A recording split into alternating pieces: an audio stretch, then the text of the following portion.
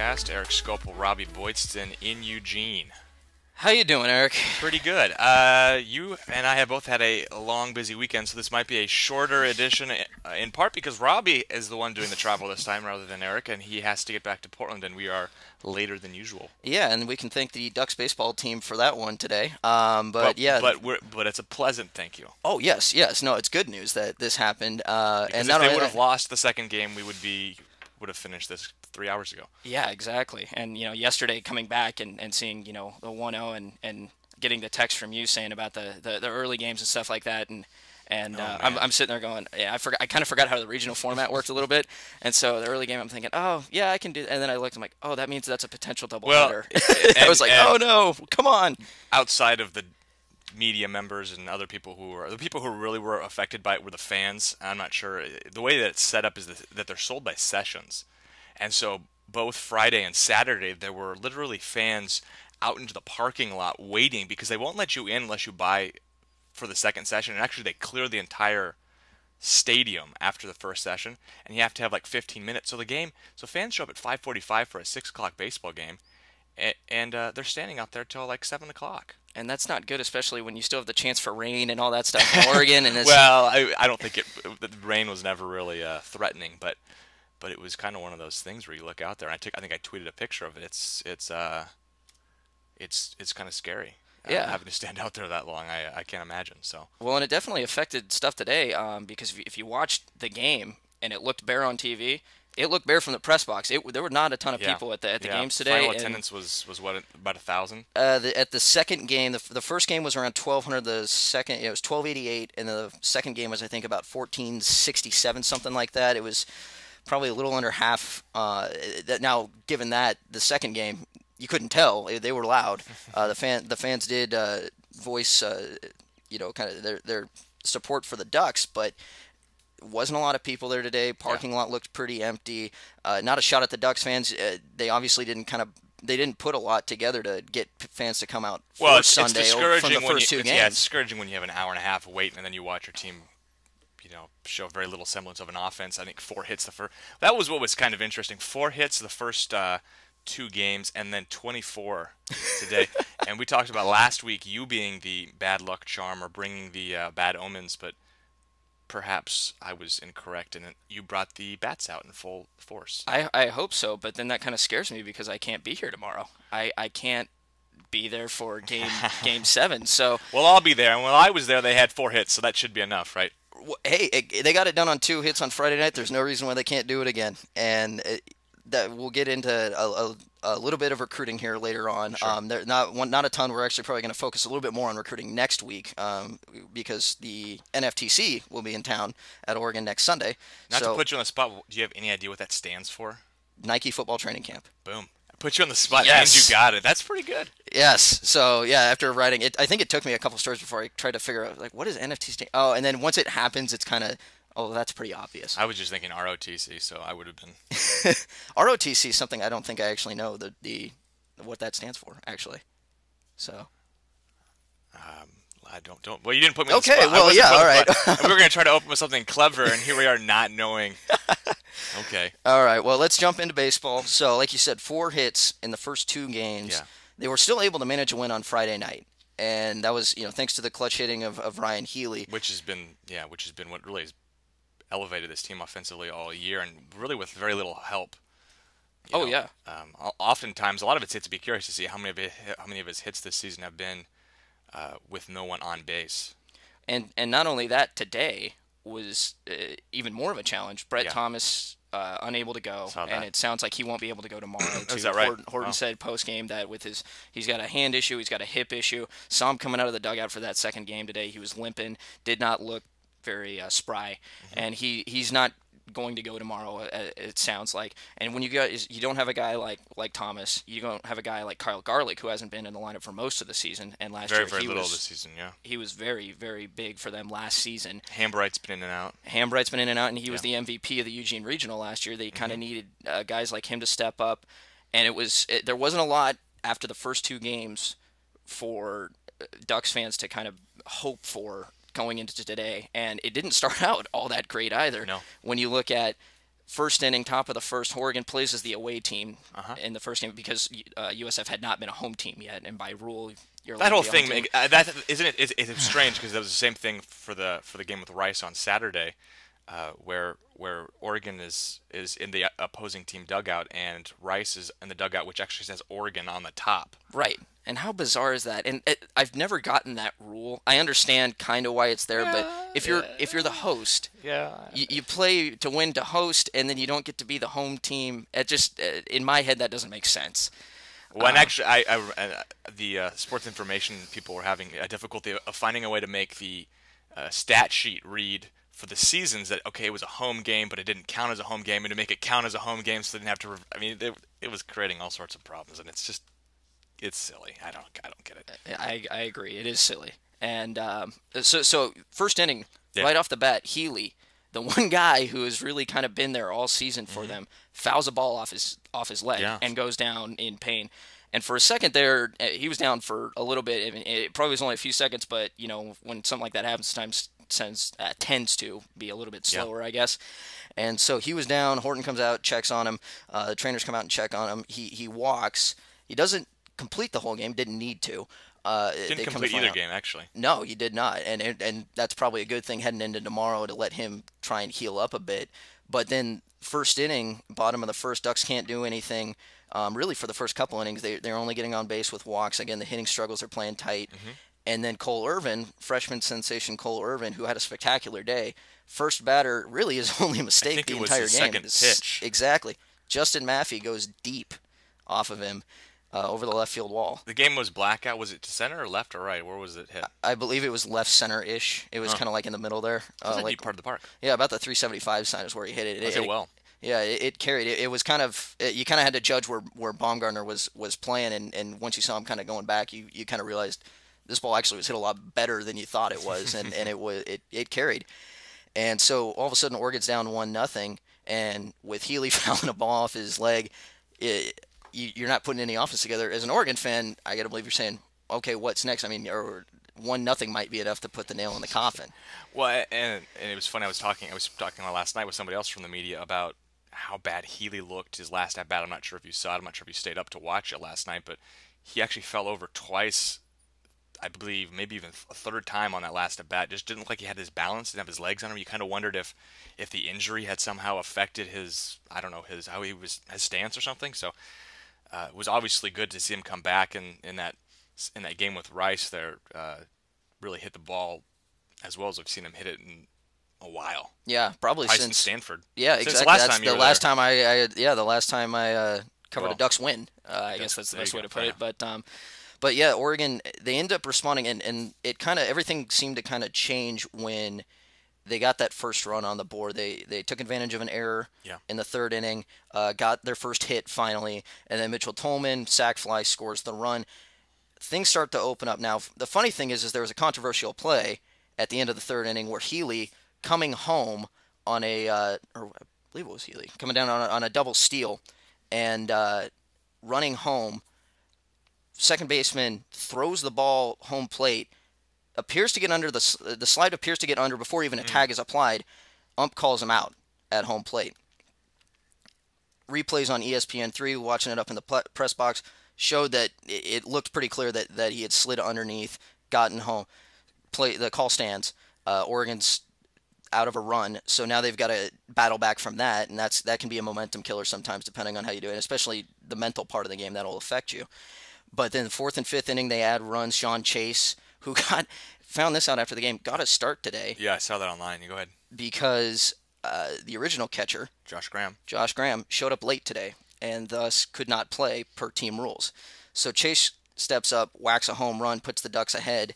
Then Tyler Baumgartner, who had a heck of a day as well in the first game, actually all day, had a great day, but 3 for 5 in that first game against San Francisco with a home run off the top of that new practice facility. Back to Josh Graham. Of all the days to not make it to the ballpark on time, you picked like the elimination game. The worst day. In like the worst. I mean, come on. I mean, you got to have it together. And Oregon's fortunate because Chase and Graham have kind of been splitting that duty all season, so it's not like they're throwing a guy out there, where they've had to, they've established a primary catcher, and this other guy hasn't caught these pitchers, or isn't a decent replacement. But yeah, I mean, I don't know. I don't know what a what the excuses situation. are, and we don't know the circumstances we are. We'd be speculating, which we don't do. No, we do not.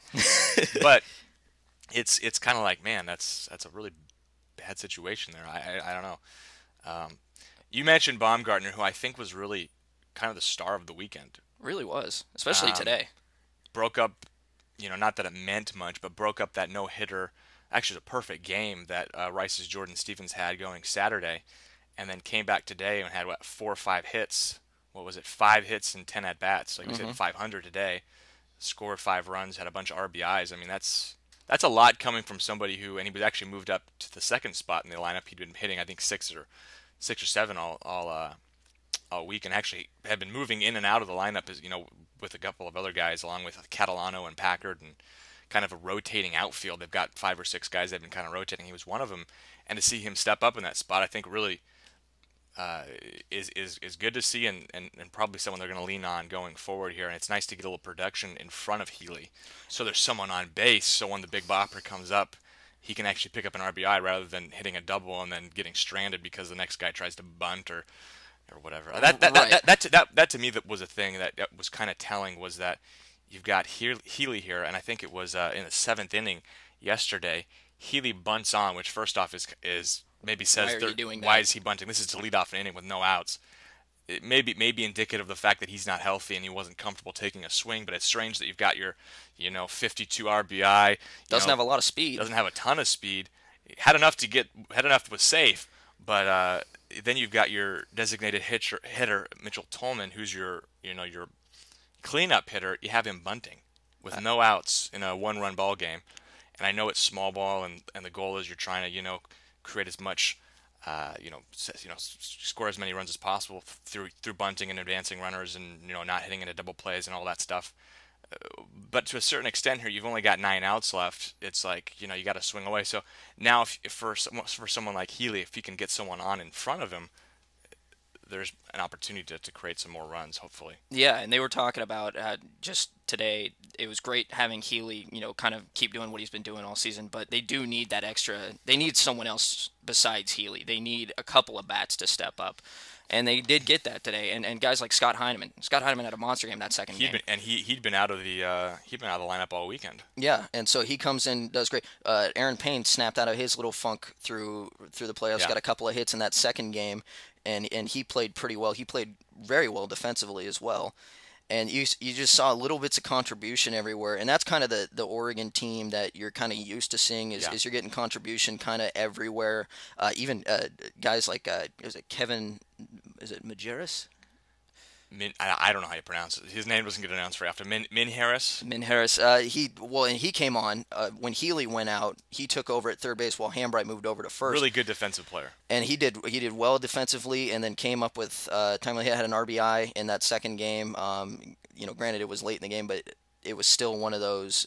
It's nice to see production coming from elsewhere, and that's something they're going to need, especially obviously tomorrow night. Yeah. You can't even look ahead to if there is a next weekend. But Sure. if there is a next weekend and you're going to be hosting, hosting doesn't guarantee anything. Oregon lost at home last year against Kent State, and they even struggled offensively. They played come from behind ball for most of that series. They had to get clutch hits late in the games.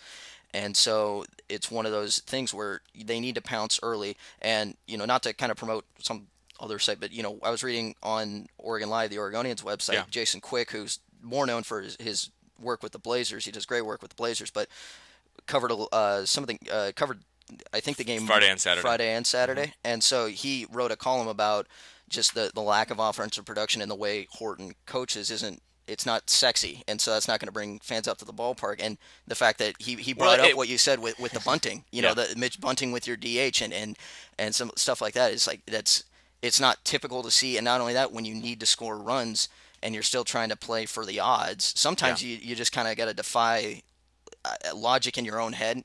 You know how Horton's brain works. He's very he plays statistics. He plays it almost safe is the way to say it, but it's just he's playing for, what's the best way I can get someone in there and then get hopefully a timely hit. But those timely hits don't always come. No.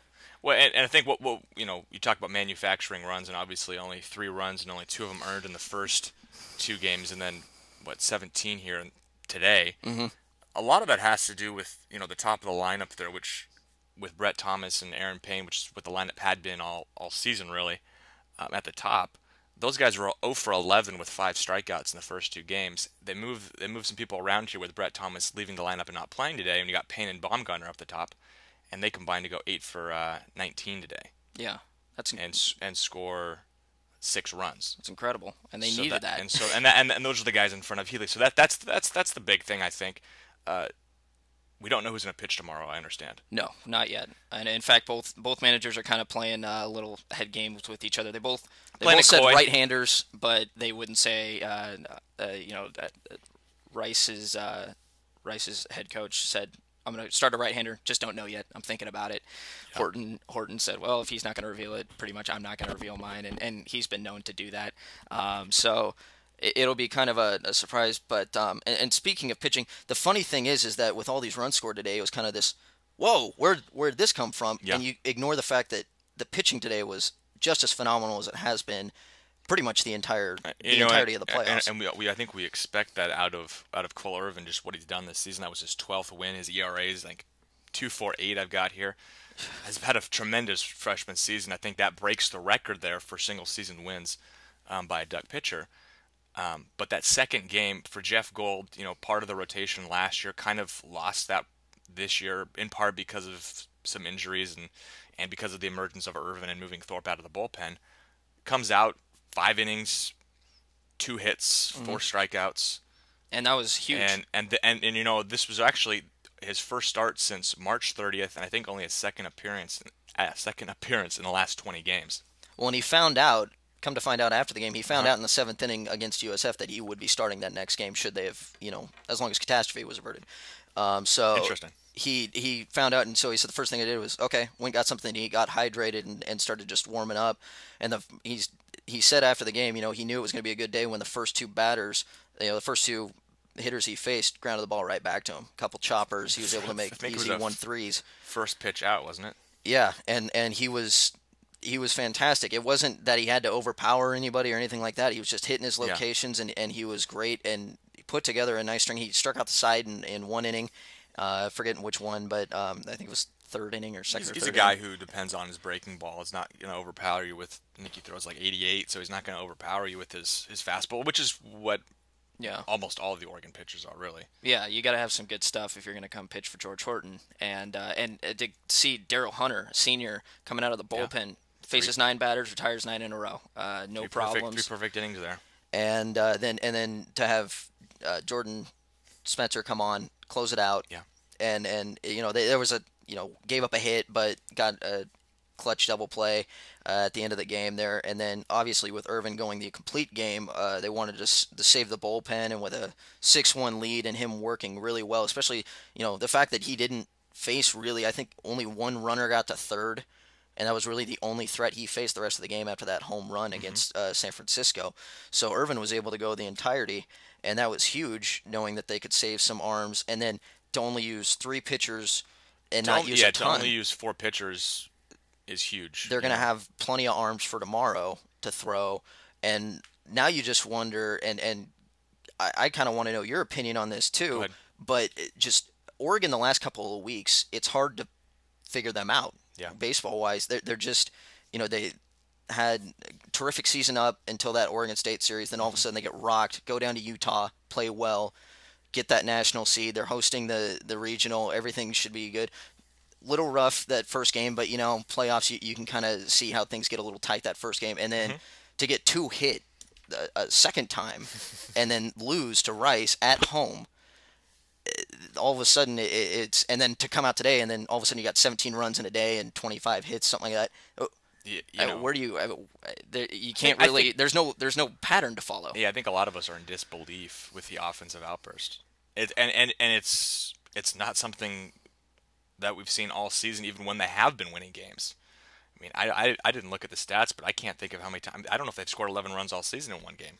I haven't checked it. No, I don't know for certain. Um, But and for them to come out, okay, I'm looking it up now. They scored 12 against Cal State Northridge early on. They scored 16 against Arizona State. so Okay, they've so they got a few of those they've games. scored. They've had a couple of those games. They had 12 against Seattle and 11 against Portland. Notice those are all non-conference games with the exception of Arizona State. So we're looking at midweek pitching. We're not looking at a team like Rice, who's starting pitcher. That's their third pitcher, and he came in with He was very great impressive. numbers. Was 8-3 coming in with a 2.4 ERA. And I think his last 3 starts, they had it down here. If you'll humor There's a lot me of for a papers. moment. Right? Yeah, This might but take a second. no. I got it right here. But his last 3 starts, in entering the conference tournament as well, had allowed just 1 run on 12 hits in 22 innings, and then comes in today, gives up 4 in 4 innings, 6 hits. They rocked him. They jumped all over him. And I think a lot. I really do think a lot of that has to do with getting it started early there in the lineup there with Payne and Baumgartner. Mm-hmm. I think that's huge. And Thomas had, even though Thomas was hitting in, I think 314 after Saturday, there hadn't been a lot of production for a while from him. And to see some guys just get on base, I think you can then become a little bit more aggressive as a hitter. Yeah, and you're just gonna from watching Oregon over the last couple of years in this baseball program, when they have those big run games, it's kind of like we said earlier, it's everybody's contributing, and they kind of follow. One guy sets the tone, another guy follows, another guy follows, and it makes it easier. I think Baumgartner, obviously Healy's the guy who set that all season. If you talk about that tone, but I think Baumgartner was the guy who, back to back, multiple hit games, had a hit against Stevens, who nobody on the team could really hit. Had a couple of great defensive plays on Saturday as well. Threw out a guy at home, which was tremendous, and saved a run. Didn't end up mattering because they still lost 1-0. But his contributions have been huge, and that's one of those kind of storylines you can't help but follow. Is a guy who's really kind of come out of nowhere, was kind of an everyday spot start type of guy. I shouldn't say everyday, not really an everyday part of the lineup there. Kind of in a rotation with 5 or 6 guys, and to see him come in and produce like this is big for this team, I think. Oh, very much so. And not only that, we got to mention this. Rice had an 11-game win streak heading into that today, and that's so now that's done. And now Rice is back on its heels, and you wonder now again, back kind of to that, trying to figure the Ducks out. Will that production be there tomorrow? Will they be able to sustain it? And then not only that, how is Rice going to respond? Yeah. I mean, when you get hit in the mouth, you got to hit it back. And will they do that? The manager after the game, our head coach said, that we're saying head coach, not manager, isn't it? It really is. And for the first year, I still called Horton the manager in my stories, and then I switched it up just to be more correct. But I'm so used to just the manager title. I don't know baseball. Why. Either everyone's a head coach or everyone's a manager. Let's just settle on that at some point. Sorry to interrupt. No, but you make a good point. Strange non sequiturs that I don't understand.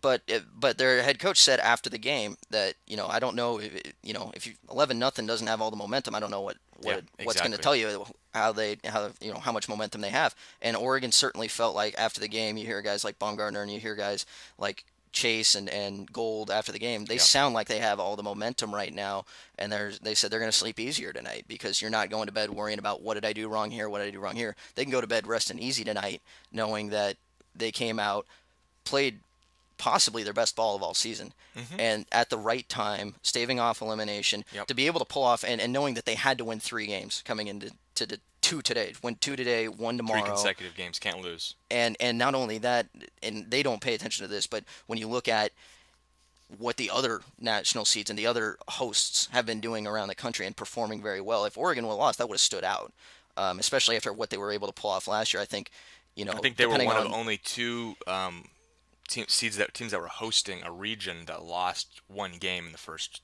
2 days of baseball. So to go out, if they would have gone out against San Francisco, that would have been almost a little bit disastrous. Sure. Going out against Rice, a team that had already beaten you, a team that has very good pitching, not from what I've seen the last couple of games, not great offensively right at this moment, but at the same time, they're still a tough team, and for Oregon to pull off what they were able to pull off today, so huge. Yeah. And one more point before we maybe switch to recruiting here. We want to try to wrap this up a little bit quicker than usual. But I think the domino effect of having the softball team lost last weekend had the baseball team that this spring would have felt a little disappointing, which is you know, 2 years ago, obviously hosting, being a national seed in both would have been incredible, and you just would have been happy to be there and in that situation. But to have had, the number 3 in the softball and the number 8 in baseball, and neither of them make it to the College World Series would have been really disappointing. And not only that, and we can't ignore this because I know people will want to bring this up. When you got a team down the road 40 miles that has been playing pretty darn well and is looking like one of the top teams in the nation, you don't want them holding that over you. I mean, even though you can play the just like football card, you don't want Oregon State playing as well as they're playing very well right now. I haven't checked the score. They won their. Did they win? They won. So yeah, so they took their regional and they did it easy. Oregon's Well, going to have to do it the harder way. Well, easy in the sense they won 3 games, but the first 2 games were one-run games, one in the latter part of the game. Switch over to recruiting here before, obviously, if you're listening to this podcast before tomorrow being Monday, final game here of this Eugene Regional, 6 p.m. at PK Park. Fan turnout was not incredible today. If you're listening, so turn out tomorrow. Come check it out. Yeah, exactly. It's going to be an exciting game. It's going to be a great atmosphere. I will say this: the 1,400 fans that were there today, it was very loud. Yeah. They brought it, and so but it would be nice to see more, especially after last year. The atmosphere there was incredible. So, all right, let's switch gears to recruiting. Last week, you challenged me to get Arrion Springs. So this week, I ended up getting him. Okay, so you so I succeeded at my challenge. If we're bringing up the challenges, I don't know if I succeeded with my clever beginning to the show. Well, I don't know about that. I think you did. I definitely think you did. Well, I don't know, but you succeeded here with bringing Arrion onto the program. I understand. Yeah, so we'll play the interview here. It was a good interview. Talks about his offer, talks about kind of the connection he's played with John Neal, and also discusses a bit about where the Ducks would plan on using him. He did say Oregon's one of his top 3 schools, which is big, and you'll hear that. But they also talked a little bit about who he would be stepping in for, sure, and where he would be playing, and kind of what the setup would be should he come to Oregon over kind of a long-term plan. To remind the viewers of who this is, Arrion Springs, defensive back out of Texas. Yes, San Antonio. So let's play the interview. You got your offer from Oregon here about a week ago. Tell me how that went down. I got it like 2 weeks ago when Coach came to see me on that Tuesday, and then it was like an unofficial offer. He wanted to clear it with Coach Helfrich before it became official, and then he messaged me on Facebook like a week later and told me that I had my official offer from Oregon. So that's how he did it. What was your initial reaction to that and being offered by Oregon? Initially, I screamed, and threw my phone.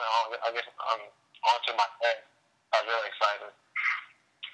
Excellent. Just, are you planning on now taking a visit out to Oregon anytime soon? Yeah, I'll be there the June 18th to the 21st, I think. Okay. When you got your offer, did they elaborate, or even prior to the offer, just elaborate what the coaches like about your game? That I'm very fast and physical, and I make plays. Excellent. Did the coaches kind of give you an idea of how you would fit into the Oregon system? Yeah, the first year, since Avery and Brian Jackson were even out, come in and play the nickel or the safety. Then as I get older, as they recruit more players to come play this position, I'll move the corner and step out and play the nickel in some situation. Do you have a preference of where you play? No, I don't. I'm pretty good at both, so I wouldn't mind. And it would help my stock to step over the draft eventually. Excellent. Do you have like a top 5 list or a list of favorite schools? My favorites are Oregon, Texas, and Miami. Okay. With Oregon, what kind of intrigues you about them? What makes them one of your top schools? I really like Coach Neal. We have a very good relationships, and I like their defense and how Coach Aliotti has it all set up. I will fit perfect in the scheme to make plays. And the uniforms are just a bonus. I mean, then it's a great campus and things to do outside the campus, like nature-wise. What about the other schools, Miami and Texas? What intrigues you about them? They both have good DB coaches. That's what I really look for in a school. We all have good relationships with each other. And Texas, they have awesome facilities, and It's in a great city, and it's not too far from home in Miami. They're like on a rebuilding stage, so they're trying to get back to where they used to be, and it would be nice to be a part of it. So what's next for you on the recruiting trail? Are you planning on going full steam ahead with visits and camps, or are you going to be still taking it a little easier heading into summer? I'm probably going to dive right into it. I'll be at the Texas camp this Sunday. Then I'll probably be only one for a minute, and I'll be going to Oregon. Then I'll take a ride out to Miami. Then I'll come back to go to the opening. Then I'll have to see what my July schedule looks like. Okay, so that was Arrion Springs, the safety out of San Antonio, Texas. Roosevelt High School just picked up his Oregon offer. Yeah. Well, first off, good work as always, getting him on the telephone and then actually somehow coercing him to have us play it on the program, which is sometimes easier said than done. Couple takeaways there. So he's going to be out here for the opening, which same thing as who we spoke with last week, Matrell McGraw. Again, I was the one messing it up last week. No, it was Willie Lyles. You had trouble with Willie Lyles. I've had trouble with Matrell McGraw. That's a difficult name to say. It is. It's the double M, man. It's the tricky. double M's. MM3. Yep. Since Morgan Mahalik is MM2 and Marcus Mariota is MM1. So yeah, he'll be out here for the opening in a couple of weeks now. Yeah, and that's kind of fast approaching. We got the NFTC next week, and then the opening's in July. Is it 18th of July? Is that right? I believe so. I've like dates again. I'm scatterbrained right now with the lack of sleep over the weekend. So we'll just assume it's the 18th of July, and if people show up in the 18th of July, they'll be The good thing is we got time to correct it. So, but again, him. My takeaway is just what he talks about, about coming in and talking specifically about who he's going to be, who they eye him to replace, who they're eyeing him, what they're wanting him to do, and you don't typically. At least for me, I haven't typically heard a lot of that in terms of just this is the specific packages, these are the specific areas. This is what 2 years down the line they want me to do. It's an interesting look in, I guess, maybe a little bit to how Oregon approaches recruiting these guys in terms of informing them on where they see them playing, how they see the process going. I'm not sure that everyone approaches it that way, and I don't know how everyone approaches it. I've never been a recruited athlete, unfortunately, as cool as that might be. Yeah, we missed out. We really should have practiced a little harder to get recruited by Oregon. Not even by Oregon. I would have taken Pacific Lutheran. Yeah, actually, I would have taken Warner Pack or something back home, or Portland State. Portland State would have been good enough for me. I would have taken a community college anyway. Yeah. But to hear them, explain kind of that process and how I guess they, how the coaching staff approaches, what they envision them doing. I think that's interesting. And with a kid like him, obviously a lot of versatility. Talk about a process of where he fits in. Is he start out at safety, and then once EFO leaves, moves to cornerback. That's interesting. You don't hear that kind of, I guess, game plan all that often. Well, and I think also if you're an Oregon fan listening to that, what you're thinking is if he's talking already about this, they've already made a lot of headway this early on. That's a good point. And so that's got to be a positive. He's somebody who's been prioritized by the coaching staff. Right, and he's thinking about it, and that's the thing. When you say you've got them in the top 3 schools, and then you're already talking about, okay, where would I be on the field? Not only is he doing his due diligence of getting down to the nitty gritty details, which I believe most recruits should be doing. Yeah. What would you want to do with me? Where would I want to be? It's a two-way street. And so the coach has got to be forthright, and what I'm hearing more and more is that Oregon coaches are being very honest and very open about what they want with these kids. They're showing them boards. This is how many people. Matrell McGraw talked about. I believe when I came here for their visit, they showed me the board and said if we took 4 DBs, we could still fit you in or something like that. And so they're really being open and honest about, okay, these are how many people we can take. And I'm sure other schools are like that too. And I just, because I ask a lot more Oregon specific questions, but to hear that is a positive sign. And so Arrion Springs would be a great addition to the Oregon. Just looking at his tape again, if you haven't seen it, go check it out. This feels like it'll end up a Texas-Oregon battle. Am I wrong? I think so. Miami sounds like it. I think it depends when he gets out to his visits. Miami tends to have a lure. I guess. Does it? I don't see why. What's with the nice weather, the beautiful women, and the beaches? I don't know think why I'd want to go there. I'd rather. Overrated, man. I got trees, man. Yeah, we got trees here. Yeah, trees are cool. So a big focus for Oregon right there. Obviously, we've talked about how they've had a focus on defensive backs, and so he's going to be one of them.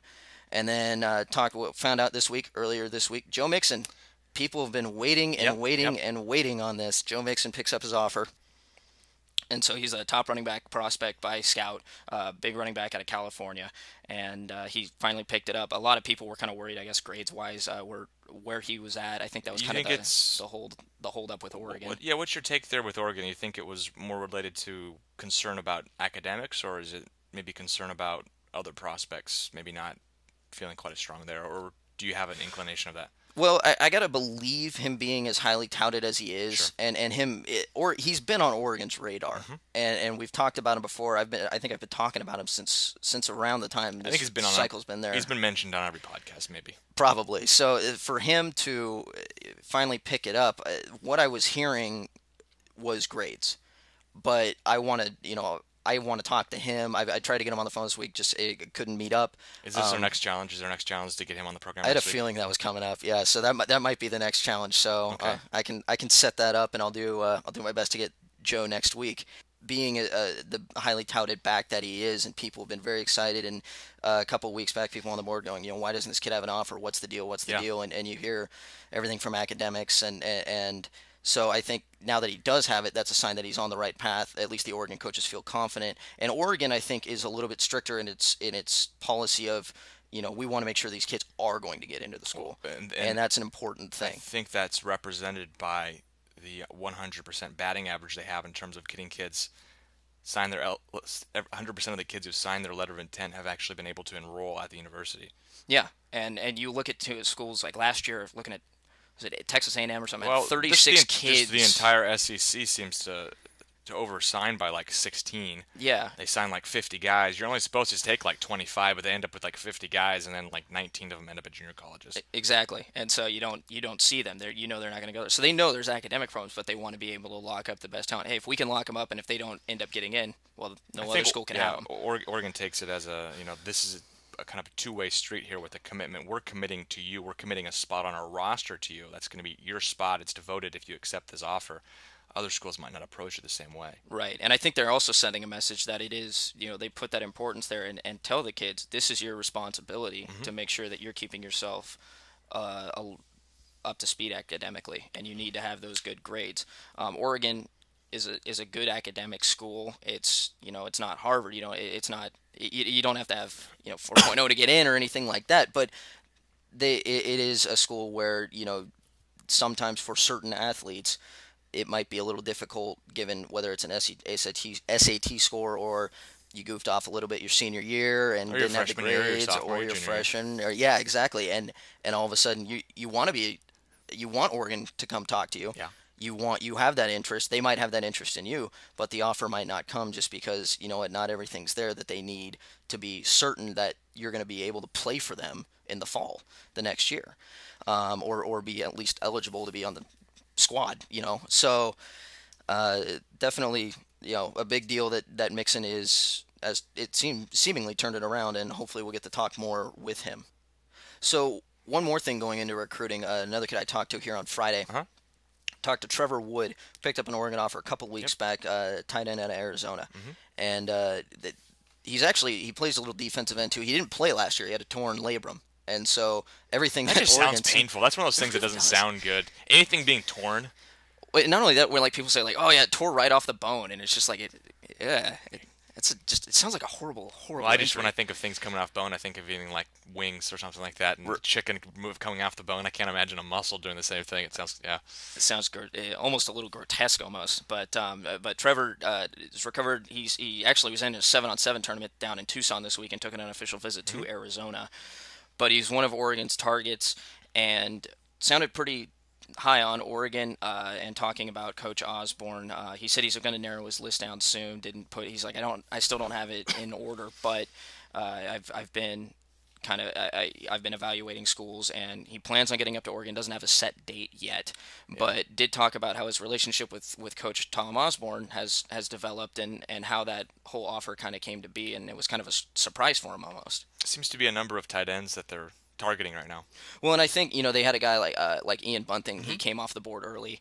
And so, and guys like him, Christian McCaffrey, another one of those like top guys that Oregon, you could tell, wanted. They brought him out here, and guys that talked highly about the school. They talked highly about Oregon, but they just decided to take their talents elsewhere. Bunting went to Michigan, and again, early kids have a tendency to decommit and still look around. But I think Oregon's putting in their, again, hate to repeat the term, but due diligence and making sure they're covering all their bases. And then, Bryce Dixon, another talented tight end at California, picked up an offer this week. That's what I was, kind of referring to, is the number of tight ends that have just received offers recently. Yeah, and so I think it's a part of their evaluation process. I think that they do it in clusters. They focus on specific positions at certain times. Yeah. And I've talked to recruits that said, oh yeah, they called me because they said they were evaluating DBs this week.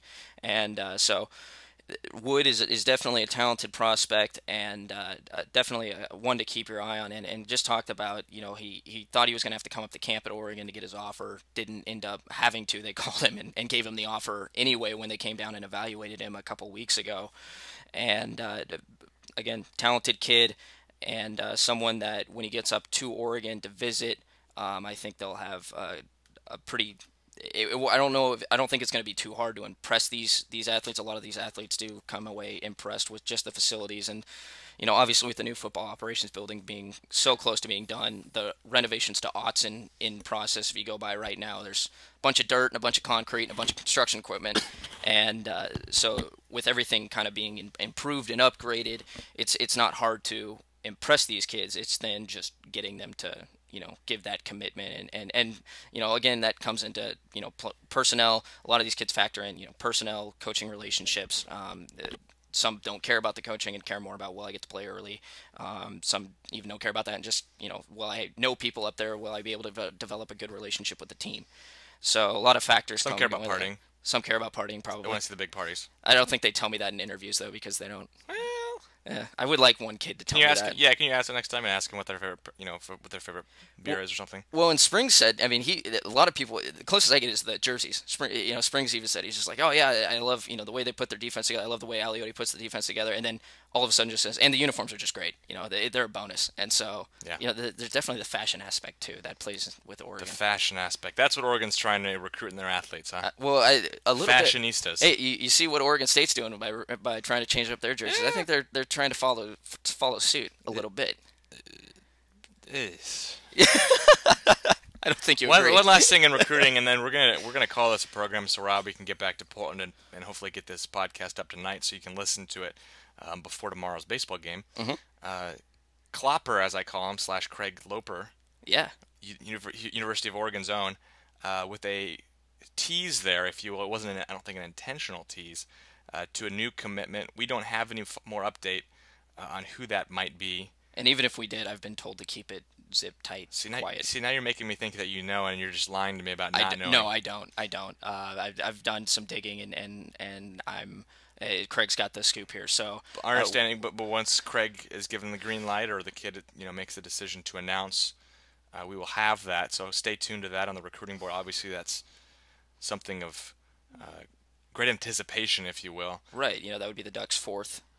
Should that go through and everything goes smoothly, but we're still waiting, and again with the camp coming up next week, we'll get a lot of opportunity to kind of talk to these kids and talk to some of the standouts. We'll be able to kind of better evaluate. I'm excited because this is going to be my first camp to go evaluate these kids. I'm not sure that the listeners know. So Robby will be down here at NFTC, which will be at the University of Oregon is putting on, right? Is it at Autzen? Yeah. And so they'll bring out the kids and they'll put them through drills, put them through all that type of thing. And I'm excited because, again, this is going to be my first go-around getting to evaluate people in person. It's nice because you got all these kids here, so you're able to get more interviews. You're able to have more contact in terms of just being able to ask different sorts of questions based on firsthand what you saw.